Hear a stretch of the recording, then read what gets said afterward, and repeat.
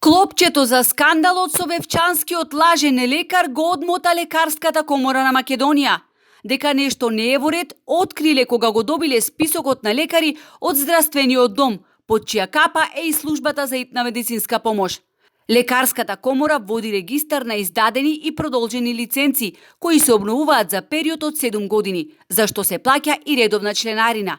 За таа цел тие побарале од здравствениот дом список со имиња на сите лекари со дата на раѓање и уште еден список на кој фигурираат лекарите кои имаат лиценца за работа.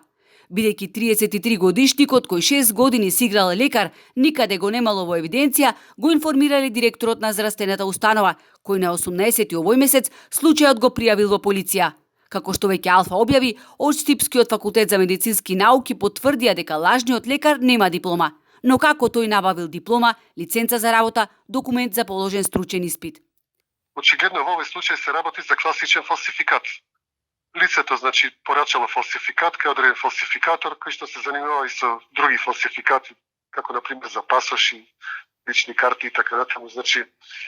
Ова е уште помал проблем бидејќи не се работи за биометриски заштитен документ, па со чисто графички работи, со помош на колор печатачи, во денешно време можете да изработите многу верен фалсификат, близок на оригиналот.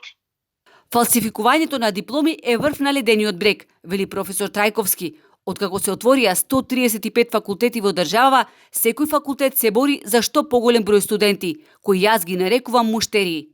На тој начин се спуштија критериумите за проверка на знаење. Практично се издаваат дипломи без никакво вистинско знаење. Така што воопшто не ме зачудува појавата на фалсификувани дипломи. Високообразовните институции во овој поглед мора да превземат мерки за да се заштитат. Тоа не се поправа поинаку освен со затворање на тие 135 факултети, следување на бројот од 1991 година, односно на само 30 на факултети. Само така може да се врати квалитетот.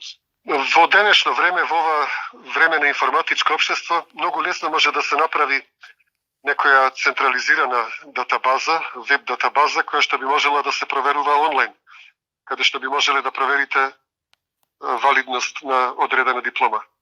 Инаку и после 10 дена од откривање на скандалот со вевчанскиот лажен лекар, органите на прогонот, наместо да го расветлат случајот, ја одолговлекуваат вистината.